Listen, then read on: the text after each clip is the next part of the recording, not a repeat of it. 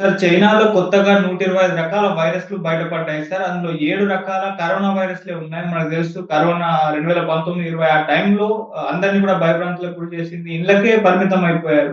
So, ఇప్పుడు ఆ పరిస్థితుల నుంచి బయటపడి సాధారణ పరిస్థితులకొచ్చేసిన ఈ టైంలో మళ్ళీ ఇటువంటి వైరస్‌లు బయటపడడం అనేది అందరిని కూడా ఆందోళనకు గురి చేస్తుంది. మరి ఇప్పుడు చైనాలో బయటపడిన ఈ 125 వైరస్‌లేంటి? వీటి ప్రభావం ఏ రకంగా ఉంటుంది? మరి కరోనా వైరస్‌ల ప్రభావం ఏ రకంగా ఉంటుంది? ఇప్పుడొక 'నేచర్' అనే ఒక పత్రికలో ఒక నివేదిక బయటకొచ్చింది. ఆ నివేదిక ఆహ్, వైరాలజిస్ట్ ఎడ్వర్డ్ హోమ్స్ అనే ఒక వైరాలజిస్ట్ ఈ నివేదికను బయటపెట్టాడు. ఆయన మరికొంతమంది సైంటిస్టులు కలిసి చైనాలో ఒక ఫర్ ఫార్మ్ అంటారు. ఫర్ ఫార్మ్ అంటే ఈ ఉన్ని అంటారు కదా!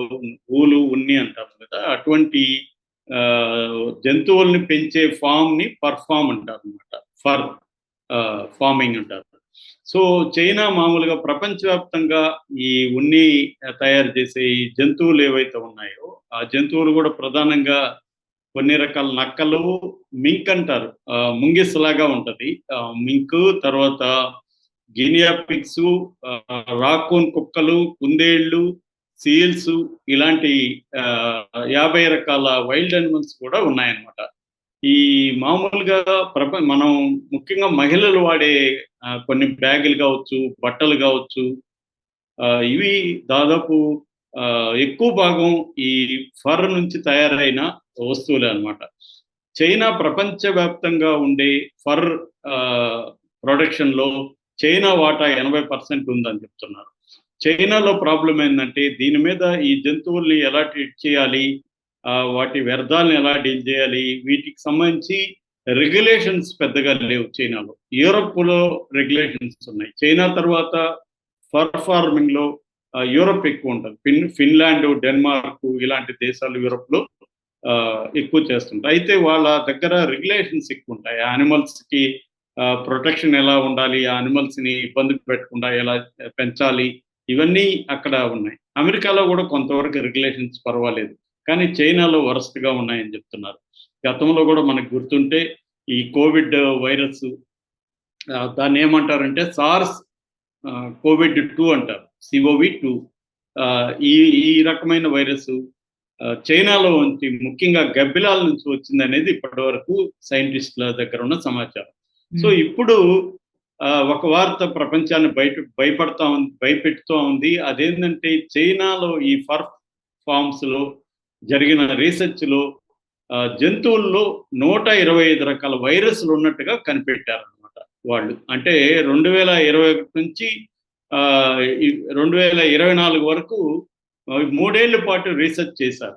అంటే వందలాది జంతువుల్ని, ముఖ్యంగా చనిపోయిన జంతువుల్ని వాళ్ళు పరిశీలించారు. దాదాపు 461 జంతువుల్ని, చనిపోయిన జంతువుల్ని వాళ్ళు క్షుణ్ణంగా ఏ వైరస్‌లు ఈ జంతువుల్లో ఉన్నాయి అని పరిశీలిస్తే 125 రకాల వైరస్‌లు ఉన్నట్టు తెలిసింది. అందులో 36 రకాల వైరస్‌లు ఇప్పటివరకు ప్రపంచానికి తెలియని కొత్త వైరస్. సో, ఇందులో మళ్ళీ 7 రకాల వైరస్‌లు కరోనా వైరస్. ఈ కరోనా వైరస్ కూడా కోవిడ్ 2 రకానికి చెందిన వైరస్‌లు కాదు. ఇవి కొత్త రకం వైరస్‌లు. ఇందులో 25 వైరస్‌ల్లో 39 రకాల వైరస్‌లు జూనోటిక్ వైరస్‌లు. జూనోటిక్ వైరస్‌లు అంటే జంతువుల నుంచి మనుషులకి సంక్రమించే వైరస్‌లు. సో, ఈ 125 రకాల వైరస్‌ల్లో 39 రకాల వైరస్‌లు జూనోటిక్ వైరస్‌లు. జూనోటిక్ వైరస్‌లు అంటే జంతువుల నుంచి మనుషులకి సంక్రమించే వైరస్‌లు.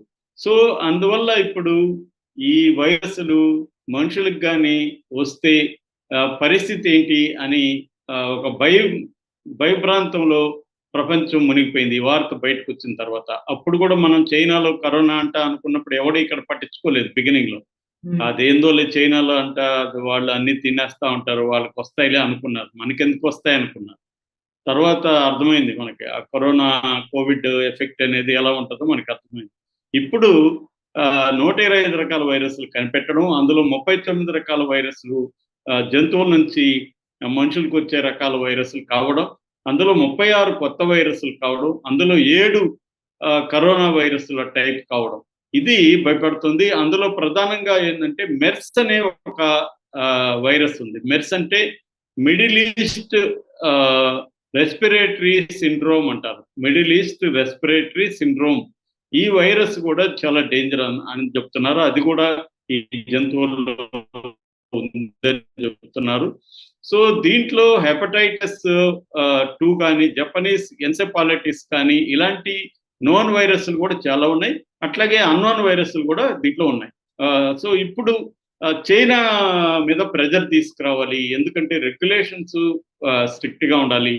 ఇప్పుడు మనం ఈ జంతువుల నుంచి ఉన్ని ఏదైతే వచ్చిందో దాని తయారీ వస్తువులు మనం కూడా వాడతాం. మన చైనాస్ గూడ్స్ మన ఇండియాలో విపరీతంగా ఉన్నాయని మనకు తెలుసు. బ్యాగ్స్ కావచ్చు, బట్టలు కావచ్చు, అవన్నీ మనం కూడా వాడుతున్నాం. చాలా మంది వెజిటేరియన్స్ అంటారు కానీ వాళ్ళు ఏదో రూపాల్లో నాన్ వెజ్ వాళ్ళ బాడీల మీదన వాళ్ళ సెంట్లు పూసుకుంటారు, కాస్మెటిక్స్ లో వాడతారు, రకరకాల జంతు సంబంధిత ఇవి వస్తున్నాయి.